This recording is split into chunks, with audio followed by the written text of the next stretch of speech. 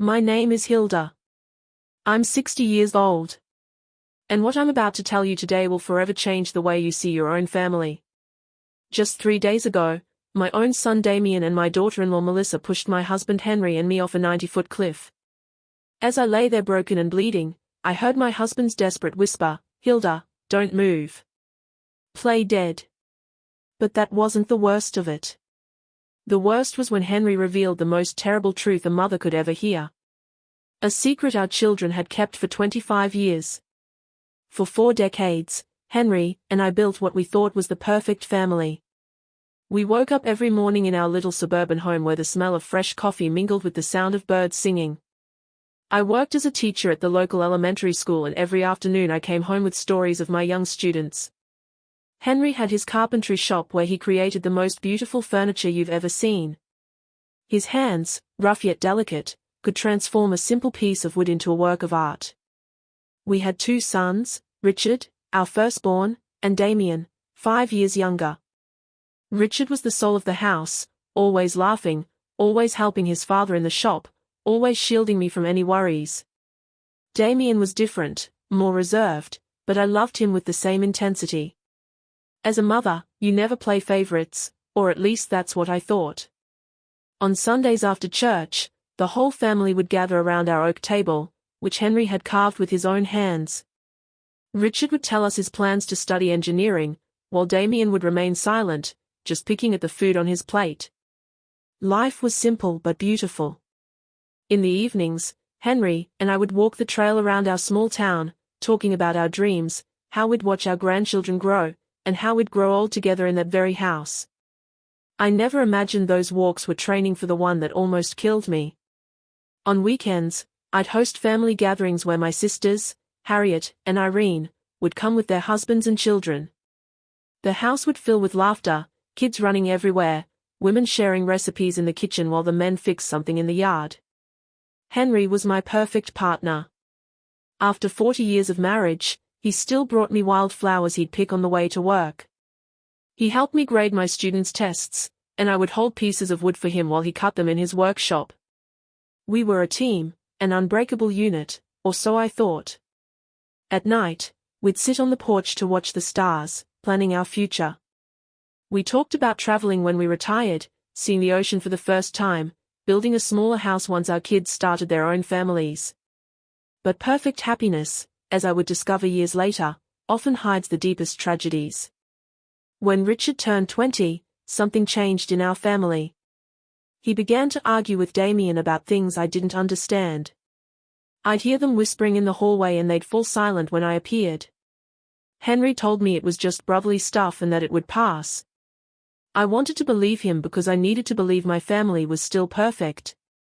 One night in October, exactly 25 years ago, Richard didn't come home for dinner. We waited until 11, then 12, then 1 o'clock in the morning. Damien was in his room supposedly studying, but I noticed something strange in his eyes whenever I asked about his brother. Henry went out to search for him with our neighbors. They checked every corner of town, every trail, every place Richard used to go. At dawn, they found his body at the bottom of the river gorge. The police said it was an accident, that he had probably stumbled in the dark. I never questioned that version because I couldn't imagine that the truth was much more horrible. Richard's funeral was the darkest day of my life. I wore my only black dress, the same one I'd worn at my mother's funeral. Damien was strangely calm for someone who had just lost his older brother. While I cried until I had no tears left, he remained silent with an expression that now, after what I know, sends shivers down my spine. Henry never left my side all day, holding me up when my legs gave out, whispering words of comfort that I now know tasted bitter in his mouth. After Richard's death, Damien changed completely. He became more attentive, more loving, as if he were trying to make up for something. He helped me with chores, accompanied his father to the workshop, and brought me things when he saw I was sad. I thought it was his way of dealing with grief, of filling the void Richard had left behind. How naive I was. What he was really doing was building a perfect mask to hide the monster inside. The years passed, and the wound never fully healed, but we learned to live with it. Damien married Melissa, a sweet girl from the next town over, and they seemed happy. They had 2 beautiful children, and I finally felt like life was giving us a second chance at happiness. Melissa called me Mom and helped me with the housework when they visited. Damien had inherited his father's talent for carpentry and had his own business. Everything seemed perfect again. But now, lying at the bottom of this gorge with my ribs broken and the metallic taste of blood in my mouth, I understand that all that happiness was a carefully constructed lie. The first signs that something was wrong began 6 months ago when Henry and I decided to update our will. We had saved our entire lives. And between the house, the land I inherited from my parents, and our bank savings, we had nearly $200,000 to leave our children and grandchildren. It was Damien who suggested we visit the lawyer. Mom, Dad, you're both 60 years old now. It's important to have everything in order, he told us with that smile that now seemed sinister. Melissa would nod beside him, stroking my hand with those fingers that would later push me to my death. We love you so much, and we want to make sure you're protected, she added in her sweet voice. How foolish I was to interpret those words as genuine love. The lawyer, an older man named Albert, whom we had known for years, explained the options. We could put everything in a trust, divide the inheritance among Damien's children, or simply make a traditional will. Damien insisted on naming him and Melissa as our sole heirs, arguing that they would handle the equitable distribution to the grandchildren. Besides, he said, you're going to need us when you're older. It's better for us to have access to the resources to take care of you properly. Something in his tone made me uncomfortable, but Henry seemed convinced. My husband, who had always been more trusting than me, accepted the proposal without much resistance. I had my doubts, especially since I remembered how Richard had always talked about helping us financially when we got older. My oldest son had plans, dreams of taking care of us when the time came, but Richard was gone, and Damon was our only surviving child. We signed the papers on a Tuesday afternoon. I remember Melissa was wearing a pretty green dress and gave me a big hug after the ceremony. Now we are officially a united family forever, she whispered in my ear. Her words gave me a chill then, though I didn't understand why. Damien shook his father's hand with a smile that didn't reach his eyes. That night, as I made dinner, I couldn't shake the feeling that I had made a terrible mistake. The following weeks were strange. Damien and Melissa started visiting us more often. But their visits had a different feel. They no longer came just to spend time with family. They always had suggestions about how we should improve the house, what investments we should make, or what life insurance policies we should get. Mom, you should think about selling this big house and moving somewhere smaller, Melissa said while examining our furniture with calculating eyes. We could help you find a comfortable apartment in town. But I loved our house. Every corner held a memory.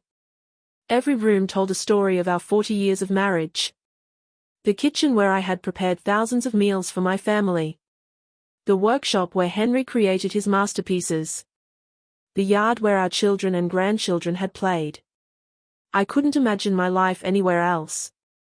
When I told them this, I saw a flicker of irritation in Damien's eyes that chilled me to the bone. Mom, you're being irrational, he said in a tone he had never used with me before. This house is too big for 2 people your age. If you fall down the stairs or something happens, we won't be able to help you in time. Melissa nodded vigorously, adding, besides, the upkeep must cost a fortune. It would be much smarter to sell now while the housing market is high and move to something more appropriate for your age. Henry began to consider their arguments. My husband, who had always been practical, started talking about the logic behind their suggestions. But I couldn't shake the feeling that there was something more behind all this pressure. One night, after another of these tense conversations, I asked Henry if he didn't think it was strange that Damien was suddenly so interested in our financial affairs. Hilda, he just cares about us, he replied while brushing his teeth. Maybe we should consider his suggestions. We are not as young as we used to be. But I saw something in my husband's eyes, a shadow of doubt he didn't want to acknowledge. Now I know that Henry already had his suspicions that he had started to connect the dots that I didn't even know existed. Things escalated when Damon suggested we give him power of attorney over our finances. It's just for precaution, he explained while Melissa prepared tea in our kitchen as if she owned the place. If one of you gets sick or has a health issue, we can manage your affairs without legal complications. The way he said it so naturally, so logically, it almost convinced me. But there was something about his insistence that made me nervous. I couldn't sleep that night. I stayed awake staring at the ceiling, listening to Henry's breathing beside me, trying to understand why I felt so uneasy. The next day, I decided to call my sister Harriet for advice. Harriet had always been sharper than me, more suspicious of people's intentions. When I told her about Damien's pressure, she was silent for a long moment. Hilda, she finally said, doesn't it seem strange to you that Damien is so anxious to control your money? I mean, he has his own business. He's doing well financially. Why would he need so much control over your finances? Her words hit me like a slap. She was right. Damien had never seemed to have financial problems, had never borrowed money, had never shown any signs of needing our financial help. That afternoon, when Damien came for another of his talks about our future, I decided to confront him directly. Son, I said as we sat in the living room, why is it so important for you to have control over our financial affairs? Your father and I are still in our right minds. His reaction was immediate and telling. His face hardened, and for a moment I saw something in his eyes that reminded me of someone else, something cold, calculating, and dangerous. Mom, it's not about control, he responded in a tense voice. It's about love, care, and family responsibility. But the way he said family responsibility sounded more like a threat than an expression of affection. Melissa, who had been silent until then, intervened with her sweet but firm voice. Hilda, we just want what's best for you. It's painful to see you worry about things we could easily handle. That night, after they left, Henry and I had our first serious argument in years. He thought I was being paranoid, that I was looking for problems where there were none. I insisted something wasn't right, that our son's behavior had changed too much. Henry, I said as we washed the dishes, do you remember what Damien was like before Richard died? He was different, more distant, more I don't know how to explain it, but there was something about him that scared me. My husband stopped washing the plate in his hands and looked at me intently. In his eyes, I saw something I hadn't seen before. Recognition. Hilda, he said in a very low voice. There are things about Richard's death that I never told you. My heart began to pound so hard I thought it would beat out of my chest. Henry's words hit me like a lightning bolt. What about Richard's death? I asked with a trembling voice. My husband sat heavily in one of the kitchen chairs, the same table where we had shared thousands of family meals, where Richard used to do his homework, and where Damien had always remained silent. Henry ran his hands over his face as if he were trying to erase the memories that had tormented him for 25 years. The night Richard died, he began in a broken voice. Damien wasn't in his room studying like he told us. I saw him leave the house around 8 o'clock. I followed him because something about his attitude worried me. He'd been very strange those days, more aggressive, more resentful. My husband paused, looking at his hands as if the terrible truth he had kept for so long was written on them. I saw them arguing by the gorge. Hilda, I heard them screaming horrible things at each other. My world began to spin. What were they arguing about? I whispered, even though part of me no longer wanted to know the answer. Henry looked up and I saw tears in his eyes. Tears he hadn't even shed at our oldest son's funeral. About the inheritance.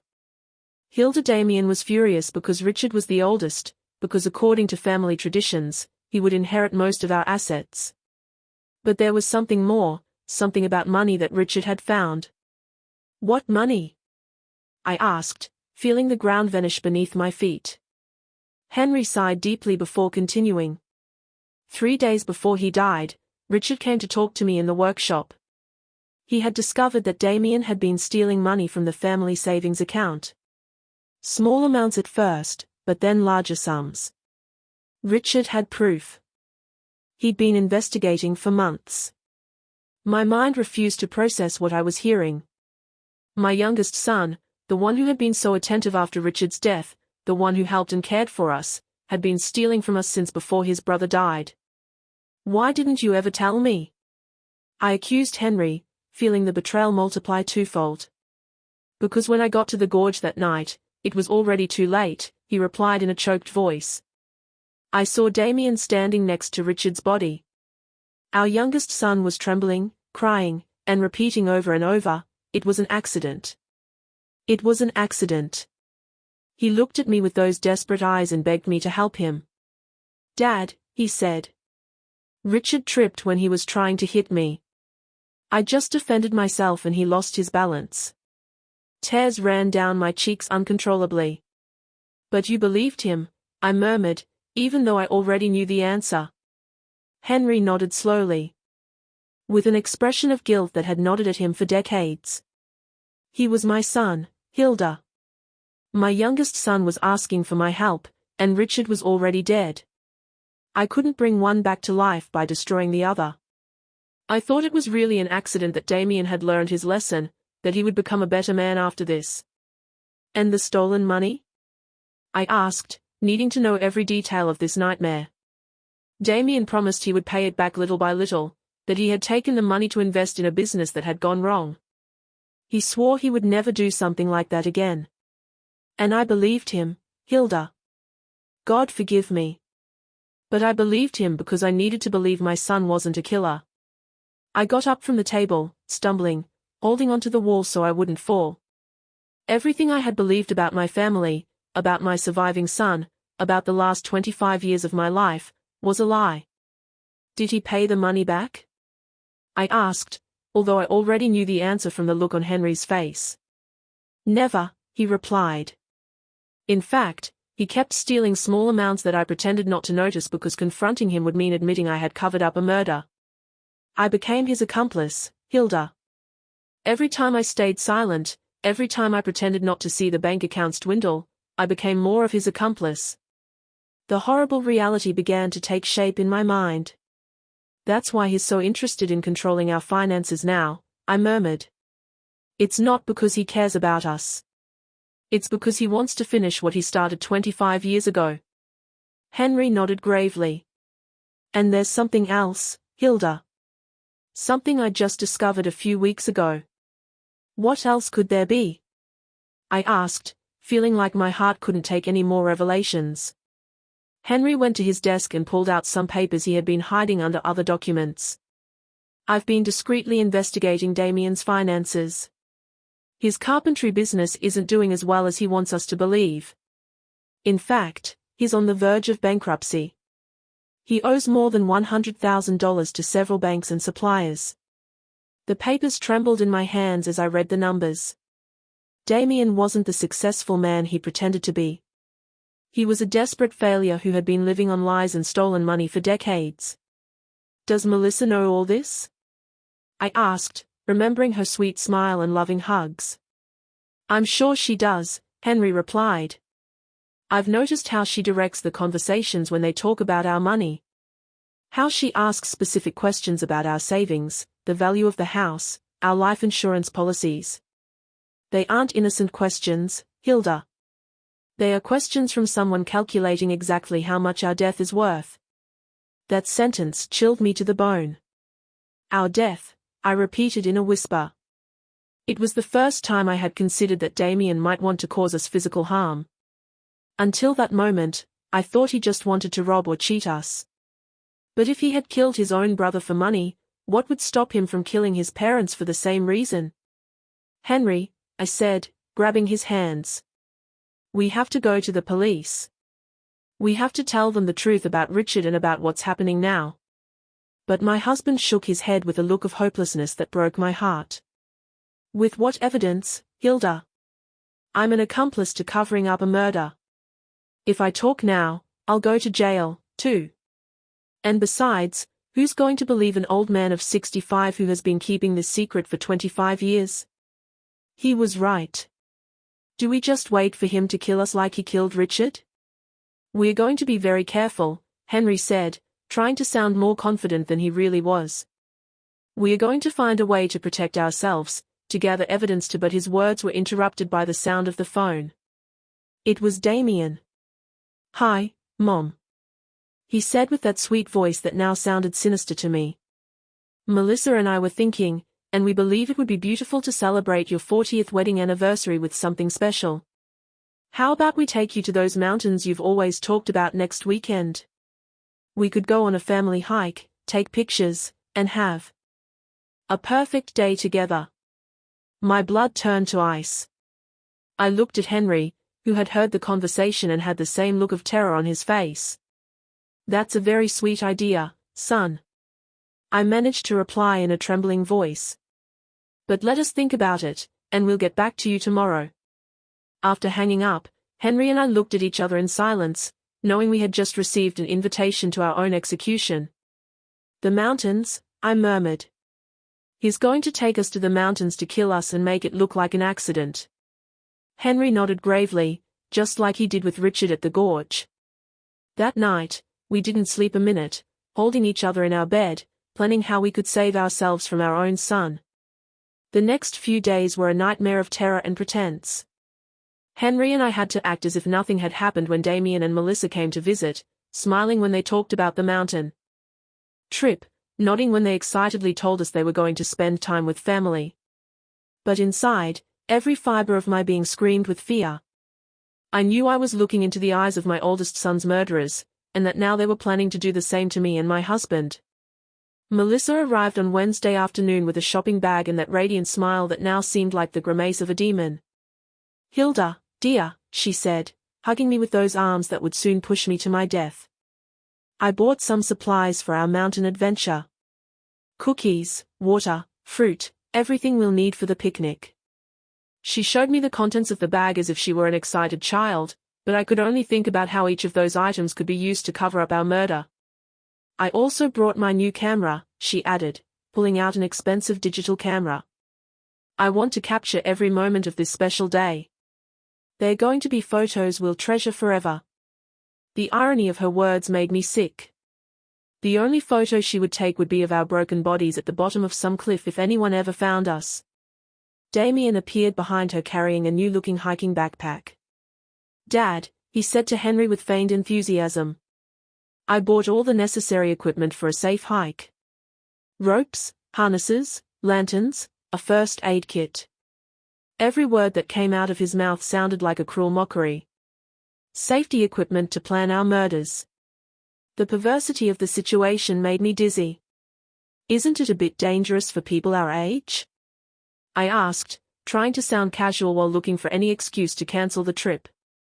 Melissa stroked my cheek with that false tenderness that churned my stomach.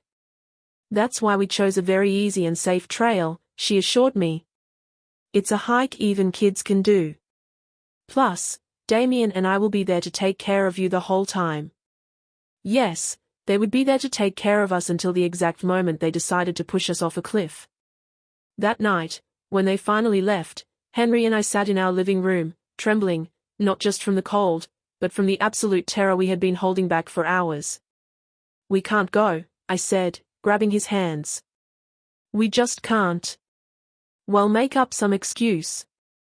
"If we don't go," Henry replied in a grave voice, "they'll find another way to kill us. Maybe something that looks even more accidental, like a house fire or a robbery gone wrong. At least in the mountains. We know what they're going to try to do." His words had a terrible logic, but they didn't comfort me at all. "So, what do you suggest?" I asked, desperate to find some solution that would save our lives. Henry was thoughtful for a few minutes before answering. "We are going to go, but we are going to be prepared. I'm going to hide my cell phone and set it to record everything that happens. If we manage to survive, we'll have evidence. And if we don't," his voice broke, "at least someone will know the truth." On Friday night, we could barely touch our dinner. We knew it might be our last meal together in our house in that kitchen where we had shared so many happy moments when we were a real family. Henry reviewed his will one more time, making sure that if something happened to us, at least Damien wouldn't get everything without there being some record of our suspicions. "I wrote a letter," he confessed, pulling a sealed envelope from his desk. It's addressed to your sister Harriet. In it, I explain everything we know about Richard's death and what we believe Damon plans to do to us. I hid it in the place where we keep our important documents. If we don't return from this trip, at least she'll know where to look for the truth. That night, we went to bed holding each other, whispering words of love that could be our last. If something happens to me, Henry said, I want you to know that these 40 years with you have been the best of my life. Despite everything, despite the mistakes and the secrets, I love you more than my own life.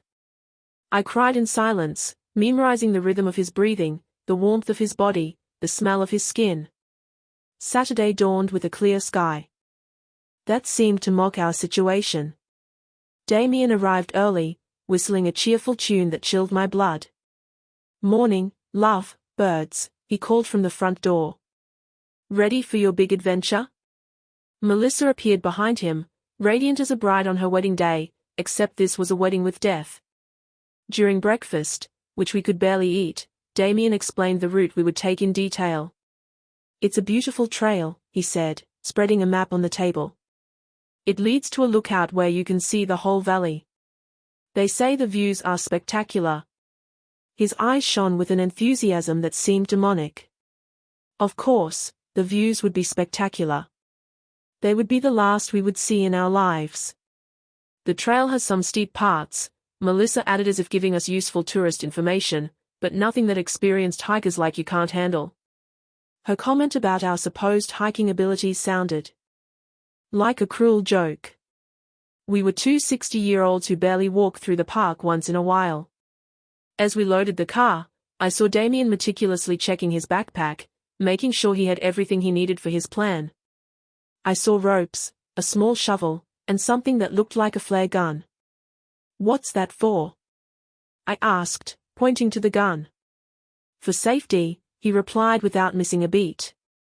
If we get lost or something goes wrong, we can send a distress signal. Of course, they would send a distress signal after pushing us off a cliff so our bodies could be found, and it would be confirmed that it was a tragic accident during a family hike. Everything was calculated. Every detail had been planned to make our murders look perfectly natural. The car ride to the mountains lasted 2 hours that felt like an eternity.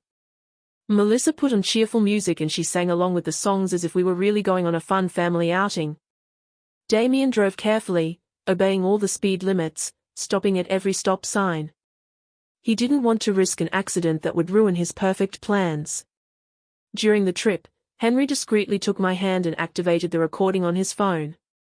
Everything that happened from that moment on would be recorded. If we managed to survive, we would have proof.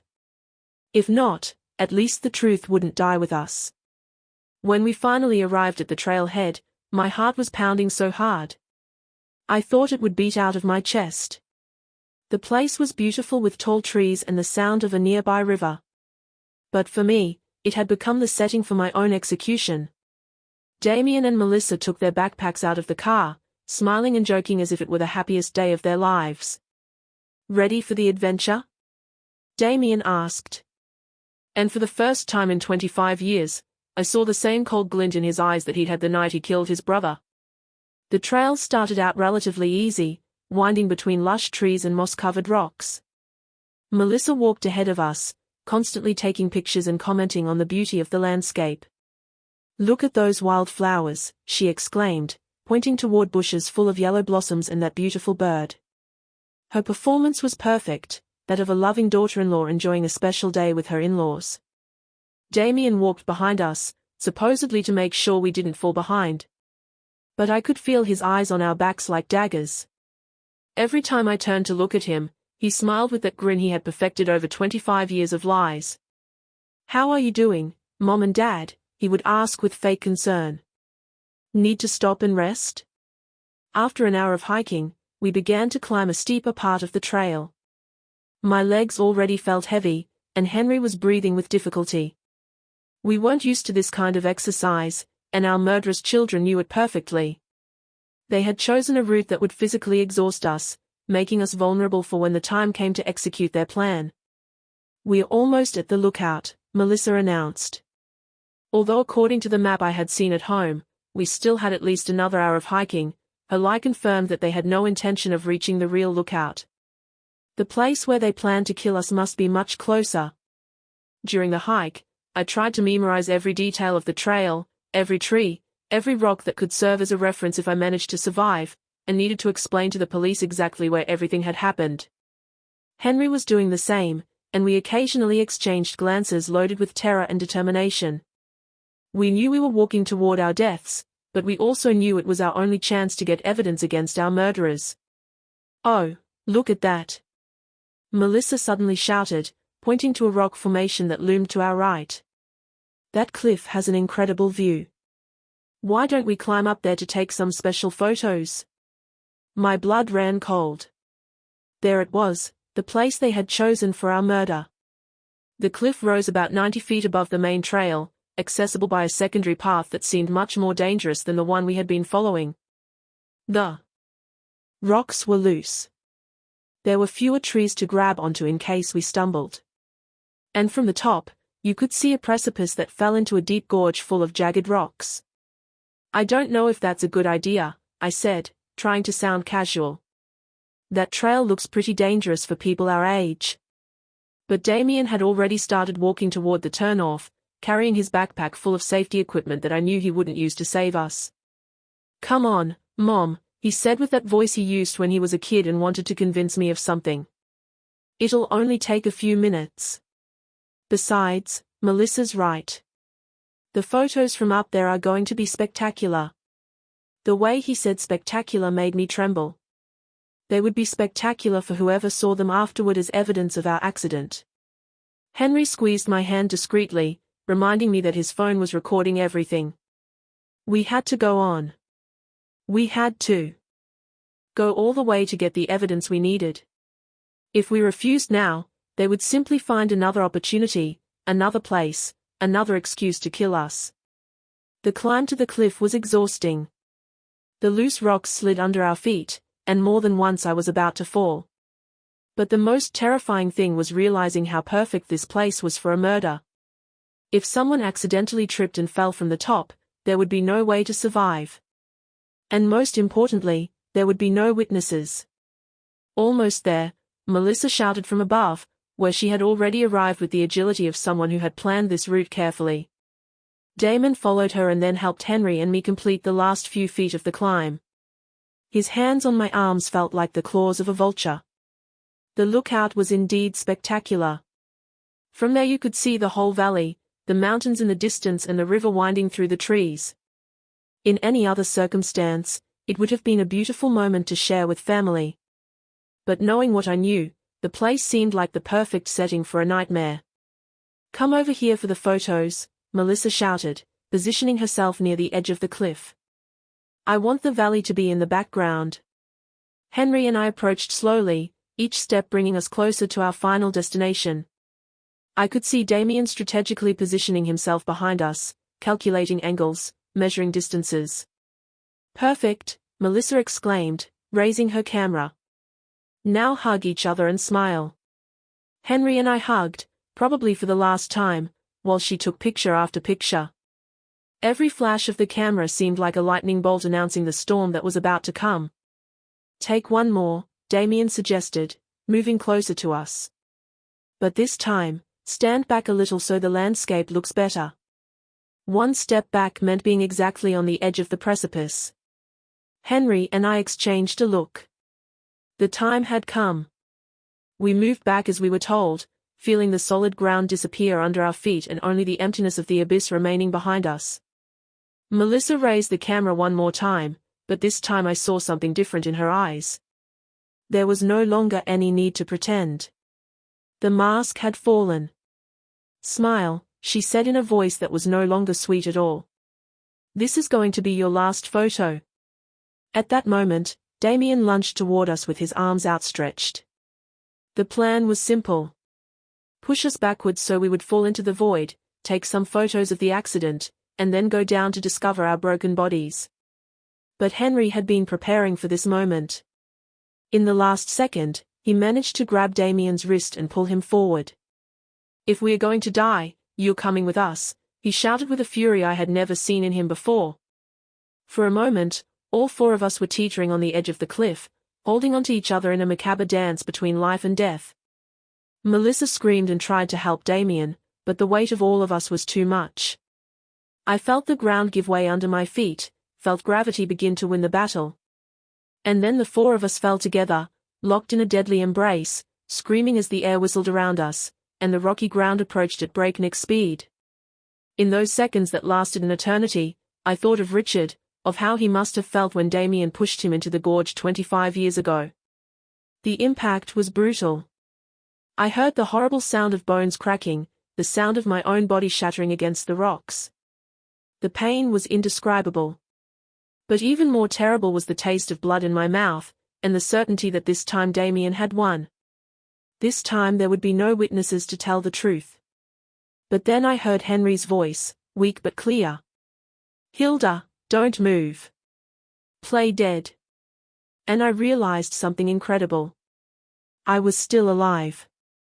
The pain was so intense, I thought I would go crazy. Every fiber of my body screamed in agony. I felt blood running down my face and something wet and sticky soaking my clothes. But Henry's voice echoed in my ears like a divine command. "Play dead." With a willpower I didn't know I possessed, I remained completely still, controlling even my breathing so it would be imperceptible. A few feet away, I could hear the moans of pain from Damien and Melissa. They had also survived the fall, but from their groans, they seemed to be in worse condition than we were. "Melissa," I heard my son's broken voice. "Are you okay?"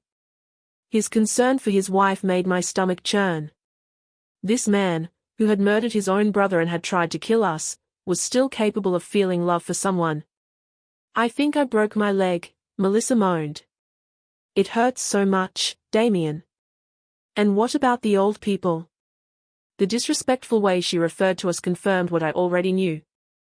We had never been family to her.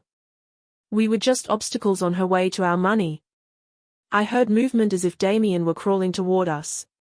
My heart was beating so fast I was afraid he would hear it. "They are dead," he announced after a few minutes that felt like hours. "Both of them have their eyes open, but they are not breathing." His lie filled me with a strange hope. If he believed we were dead, maybe we would have a chance. "Perfect," Melissa whispered with a satisfaction that chilled my blood. "It worked just like we planned." "Well, except for the part where we fell, too." I heard her bitter laugh. "At least we won't have to pretend we love them anymore." For the next few minutes, that felt like an eternity, Damien and Melissa discussed their situation. Both were injured, but they could move. The plan now was to crawl until they found a place from which they could call for help and then tell the story of how they had miraculously survived a tragic accident that had killed their poor grandparents. "Remember the story," Damon said to Melissa. "We were taking pictures when a rock came loose under Dad's feet. He tripped and trying to grab on, he pulled Mom with him. We tried to help, but we fell, too.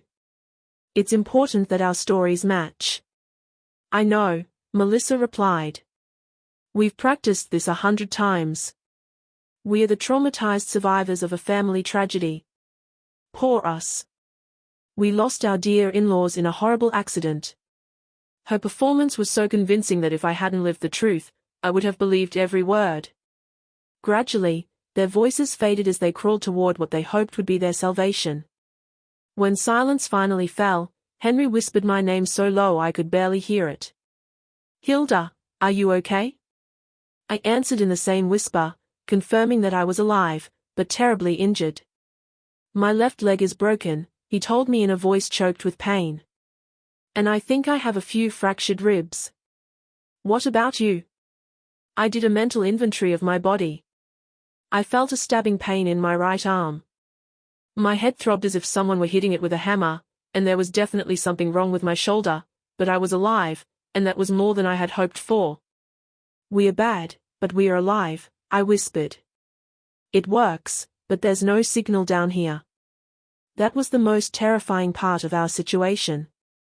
We were alive, but trapped at the bottom of a gorge, injured, and with no way to communicate with the outside world. If no one came to look for us, we would die here slowly from thirst, hunger, or our wounds. Henry, I whispered, before it's too late, I need you to tell me everything. Everything that really happened the night Richard died. My husband sighed deeply as if he had been waiting for this moment for 25 years. That night, he began in a trembling voice. Richard came to find me in the workshop. He was furious. He had papers in his hands, bank statements. He showed me evidence that Damien had been stealing money from our accounts for months. Small amounts at first, then larger sums. Richard had been investigating because he had noticed discrepancies in our savings. The physical pain mingled with the emotional pain as I listened to the truth that had been hidden for decades. Richard wanted to confront Damien that same night, Henry continued. I tried to calm him down to convince him to wait until the next day, but he was determined. He said he couldn't sleep knowing his younger brother was stealing from us. And you followed him? I asked, even though I already knew the answer. I followed him because I was afraid of what might happen. I knew Richard's temper when he got angry, and I also knew, well, I had noticed something strange about Damien lately. A coldness that sent shivers down my spine. When I got to the gorge, Henry continued. I found them screaming at each other. Richard had the papers in his hand, waving them in Damon's face. You're a thief, he was yelling.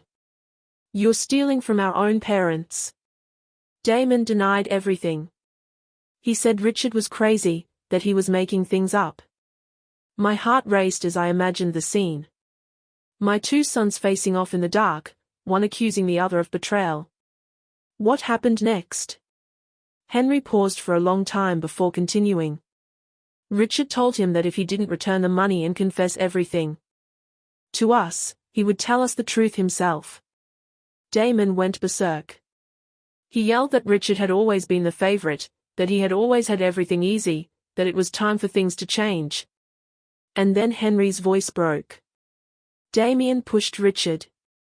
It wasn't an accident. He pushed him with all his strength deliberately. I saw Richard trying to keep his balance. Saw his arms flailing desperately, looking for something to grab onto. But it was too late. Tears streamed down my cheeks, mixing with the blood from my wounds. Why did you never tell me the truth? Henry sighed deeply. Because when I got to where Damien was, he was crying, trembling, telling me over and over that it had been an accident, that he hadn't meant to do it.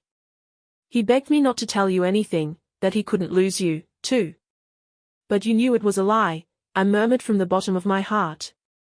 Yes, but he was my son, Hilda. My only surviving son. How could I turn him over to the police? How could I destroy what was left of our family? His justification hurt as much as my physical injuries. And the stolen money, I continued. Damien promised me he would return it little by little. He swore it had been a bad decision, that he had been desperate, that it would never happen again. But he never returned a single penny. In fact, he kept stealing, and I kept quiet because every day that passed made me more of an accomplice to his crime. Just then, we heard voices in the distance. Damien and Melissa had managed to find help. Soon, rescue teams would be here, and our murderous children would play the role of their lives, the traumatized survivors of a family tragedy. The voices got closer and closer, accompanied by the sound of helicopters flying over the area. The rescue team had arrived, and with them came the most crucial moment of our lives.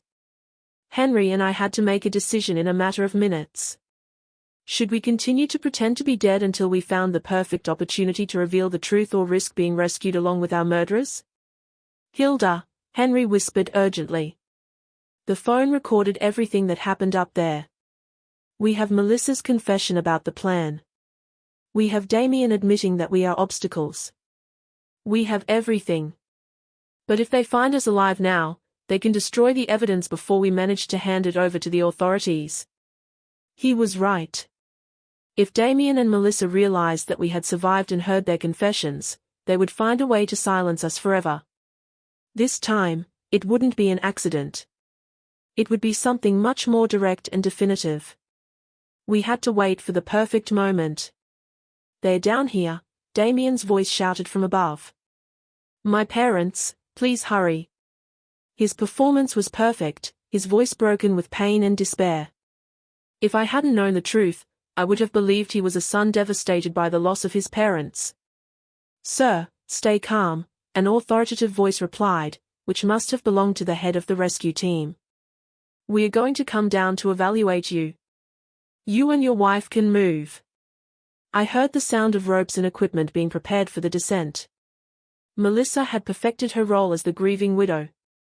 I can't believe this happened, she sobbed. We were taking pictures so happy. It all happened so fast. A rock came loose and they fell. Every word was a stab in my heart because I knew she would repeat those same words to the police, to the media, to anyone who wanted to hear her version of events. The rescuers began to descend. I could hear their voices getting closer. The sound of their boots against the rock, the clinking of their equipment. Henry discreetly squeezed my hand, reminding me that we had to keep up the act no matter what happened. They're here, one of the rescuers shouted upon finding us. We have 2 people at the bottom of the gorge. He approached us and began to examine us. I kept my eyes closed and my breathing so shallow it was almost imperceptible. I felt his hands looking for a pulse on my neck, his ear close to my mouth, trying to detect breathing. This one still has a faint pulse, he announced, referring to Henry. The woman? I'm not sure. I need the medical team down here immediately. My heart raced. The plan was working. They would believe that Henry was on the verge of death, but still alive, while I would be close enough to death to not be an immediate threat. For the next few minutes, which felt like hours, the paramedics worked on us. I felt them put an oxygen mask on me, check my wounds, and secure me to a stretcher. The whole time, I had to fight against every instinct in my body that screamed at me to open my eyes, to ask for help, to stop pretending. The man is stable, but critical. I heard one of the paramedics report over the radio. The woman is in very serious condition. Pulse is almost imperceptible.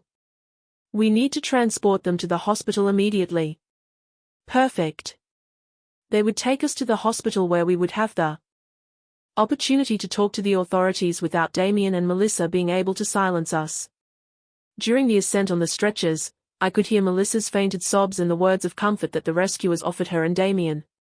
You were so brave to survive this, someone said to her. It's a miracle that you're relatively okay. If only they knew that the real miracle was that Henry and I were alive to tell the truth. In the medical helicopter, as we flew toward the hospital, I could feel Henry's presence on the stretcher next to mine.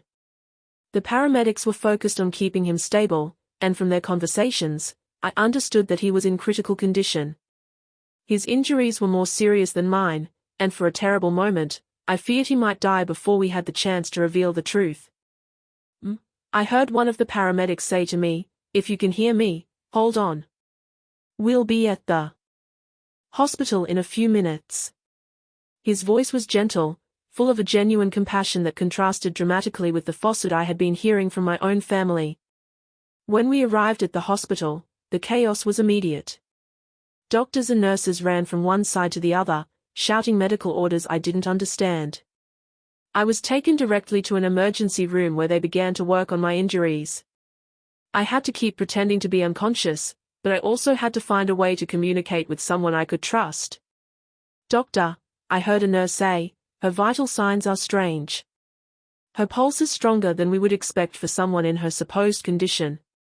My heart skipped a beat. They had discovered me. I was such a bad actress that my own body was betraying me. The doctor murmured.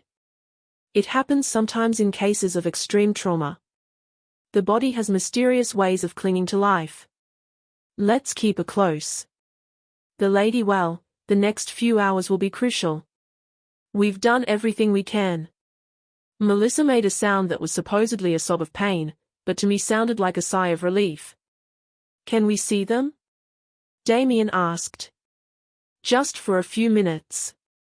We need to say goodbye just in case. The doctor agreed. And soon I heard footsteps approaching my bed. It was the most dangerous moment of all. I had to convince my murderous son that I was really dying.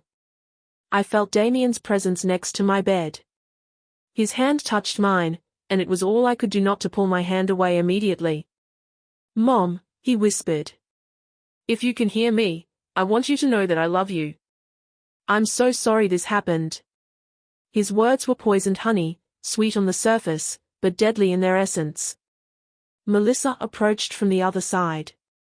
"Hilda dear," she murmured. "You've been like a mother to me. We'll never forget you."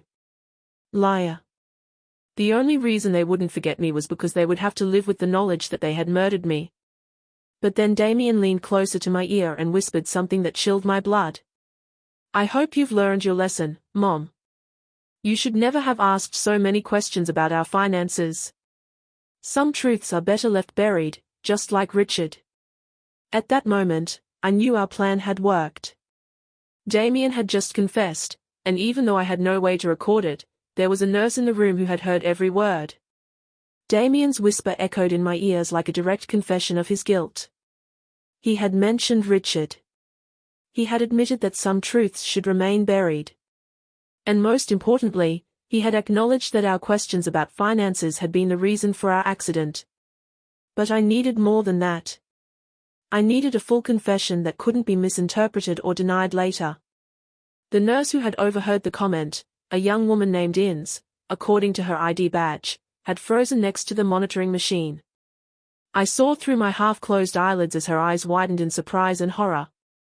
She had heard something she shouldn't have heard, and her expression told me she understood the implications of those words perfectly. "What did you say about Richard?" Melissa whispered, obviously surprised by the mention of the dead brother. Damien tensed, realizing he had said too much. "Nothing," he muttered. "I just meant, well, Mom always wondered what really happened that night. I guess it doesn't matter anymore." But it did matter. And Melissa was smart enough to realize that her husband had made a mistake. "Damien," she said in a tense voice, "let's go. The doctors need space to work." I could feel the tension between them, the mutual understanding that they had said too much in the wrong place. After they left, the nurse approached my bed. She whispered so low I could barely hear her. "I know you can hear me. What I just heard is not normal. If you are in danger, you need to tell me somehow." Her voice had an urgency that filled me with hope. Someone else had started to suspect. Very slowly, almost imperceptibly, I moved my index finger. It was the smallest possible movement, but Inns noticed it immediately. "Oh my God," she whispered. "She's pretending to be unconscious." I moved my finger again, this time twice. "Yes, listen," she said, leaning even closer. "I'm going to pretend I'm checking your monitors.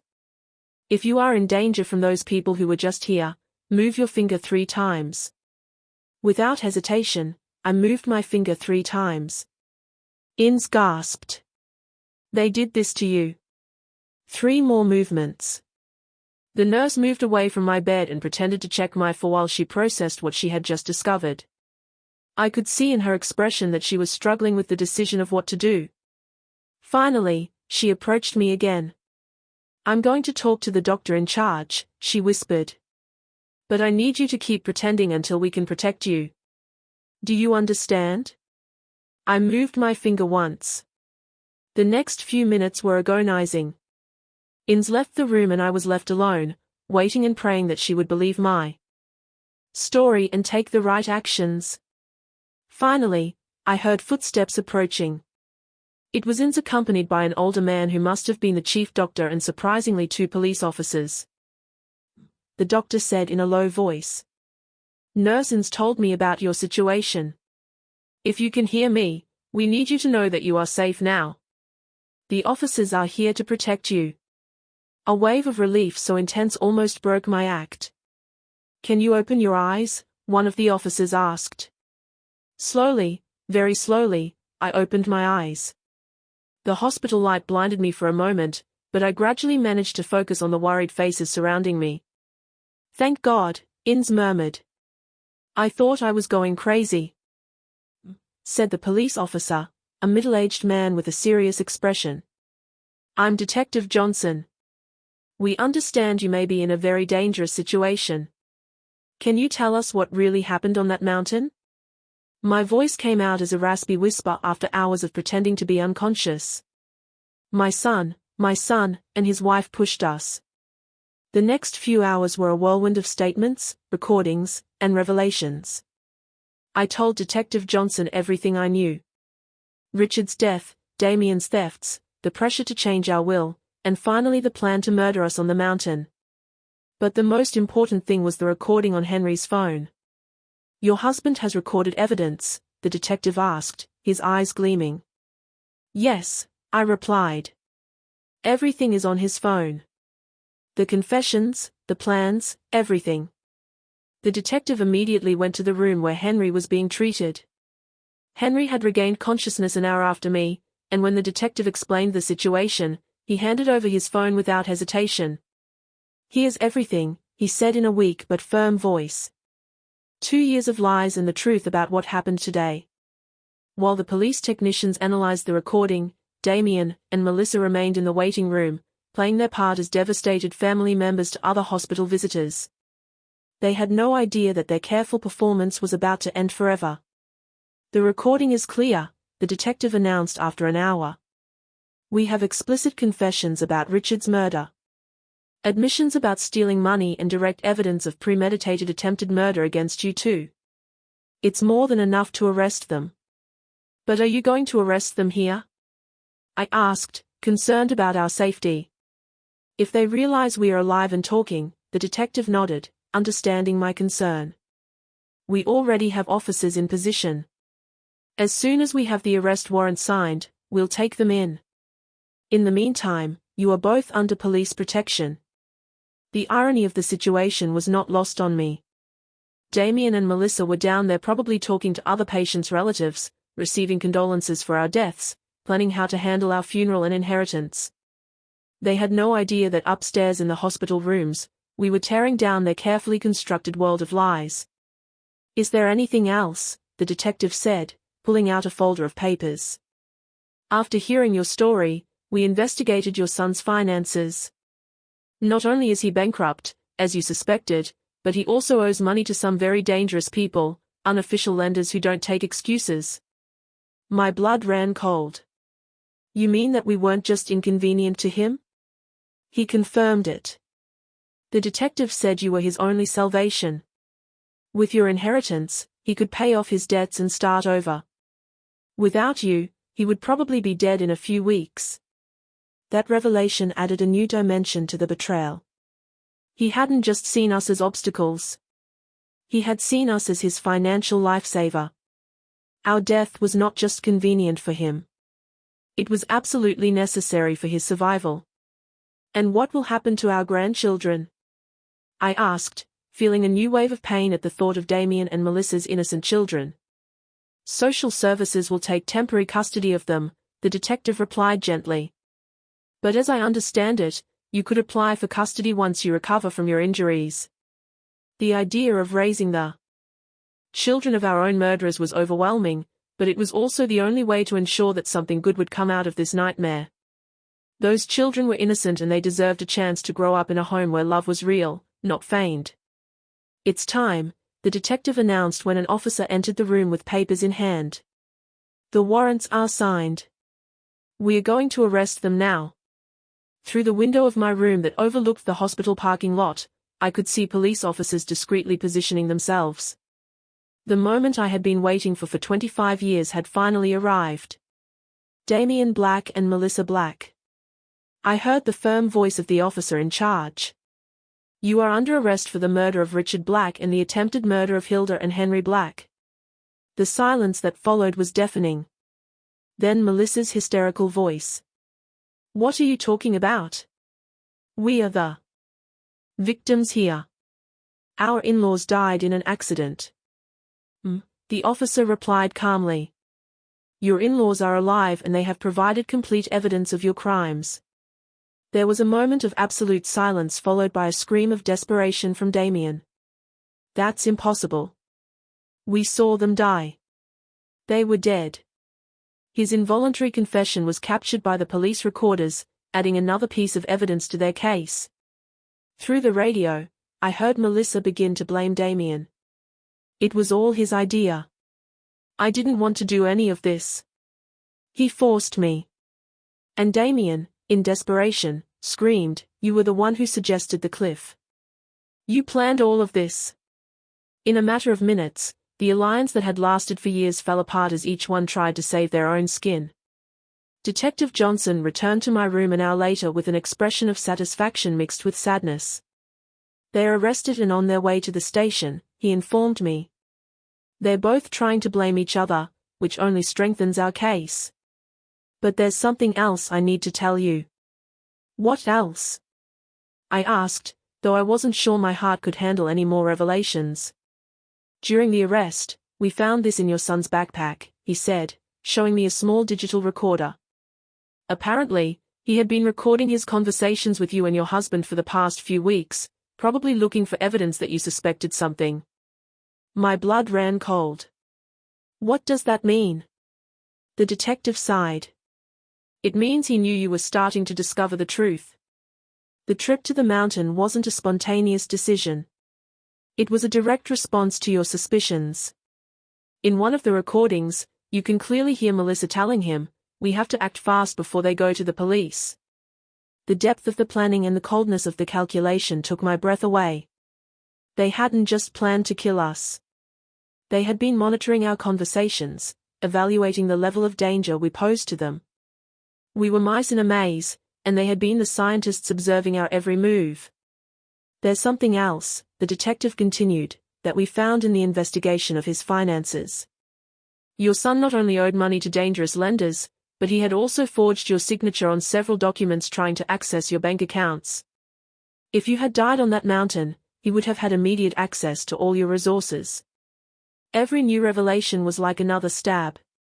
My own son had not only planned to murder me, he had been actively stealing from me, forging my signature, and violating every principle of family trust. I had tried to instill in him. "How much money did he steal in total?"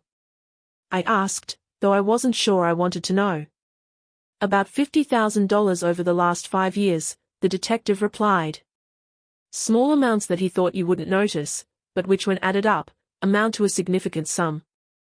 The money Henry and I had saved over decades of hard work, penny by penny, had been financing our son's life of luxury while he planned our murder." The following days in the hospital were a whirlwind of police interviews, visits from lawyers, and calls from news media that had picked up the story. The local press had titled the case the most horrible family betrayal of the decade. And reporters from all over the country wanted to hear our version of events. My sister Harriet arrived from the neighboring town crying and hugging me as if she hadn't seen me in decades. "Hilda," she said over and over. "I always knew there was something strange about Damien after Richard's death, but I never imagined he was capable of this." Her words comforted me because they confirmed that my maternal instincts hadn't been completely blind. "And the kids?" I asked about my grandchildren who were now in the temporary custody of social services. "I saw them yesterday," Harriet replied sadly. "They are confused, asking why their parents can't come home. They're too young to understand what really happened." The lawyer we had hired, the same Albert who had prepared our will, came to see us with news about the legal process. "The case is solid," he assured us. "With the recordings, the confessions during the arrest, and all the financial evidence, it's almost impossible for them to escape significant convictions." But then he added something that chilled me to the bone. "However, they are trying to negotiate a lesser guilty plea by claiming it was a crime of passion, not premeditated." "A crime of passion?" I exclaimed indignantly. "They planned this for weeks, bought special equipment, and chose the perfect place." Albert nodded gravely. "I know, and we have evidence of premeditation, but their lawyers are going to argue that it was a desperate decision made under extreme financial pressure." The idea that they could receive reduced sentences for their crimes filled me with fury. They had murdered Richard. They had tried to murder us. They had stolen our money for years. And now they wanted to present themselves as victims of circumstances. What can we do to ensure they get what they deserve? I asked. Testify, Albert replied simply. Your testimony, combined with all the evidence, will be crucial for the jury to understand the true nature of these crimes. But I warn you, it's going to be emotionally devastating to face your son in court. He was right. The idea of looking Damien in the eyes during the trial, of listening to his lawyers try to justify the unjustifiable, of publicly reliving every moment of this nightmare was overwhelming.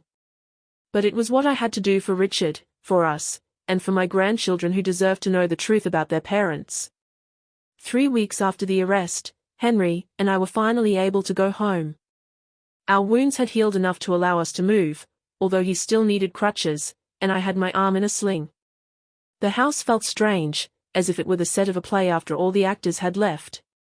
Everything was exactly as we had left it on the day of our family outing. The breakfast dishes were still in the sink. The bed was unmade. The flowers Damien had brought me that week were still on the kitchen table, now withered and dead. It was as if time had stopped at the moment our normal lives ended forever. Do you think we'll ever be happy again? I asked Henry that first night back as we lay in our familiar bed. He hugged me with his uninjured arm and sighed deeply. I don't know, Hilda, he said. But we're alive. We have the truth on our side, and for the first time in 25 years, we don't have to live with secrets. The trial began 6 months later. On the day I had to testify, I looked Damien directly in the eyes for the first time since the arrest. I saw no remorse, no pain. I didn't see the son I had raised. I saw a cold and calculating stranger who had disguised himself as my son for decades. When I finished my testimony, after recounting every horrible detail of our experience, I addressed him directly from the witness stand. Damien, I don't know who you are, but you are no longer my son. My son died the night you killed Richard, and what has been living in his place for 25 years is a monster that I unwittingly helped raise. The jury deliberated for 3 days before finding Damien guilty of first-degree murder for Richard's death and first-degree attempted murder for what he did to us. Melissa received the same conviction as an accomplice. Both were sentenced to life in prison without the possibility of parole. Now, 1 year later, Henry and I have begun the process of formally adopting our grandchildren. They are beautiful and innocent children who deserve a chance to grow up knowing what true love is, not the manipulative and toxic love they received from their biological parents. Every night when I tuck them in, I tell them about their Uncle Richard, the brother they never knew. I tell them about his kindness, his honesty, his dream of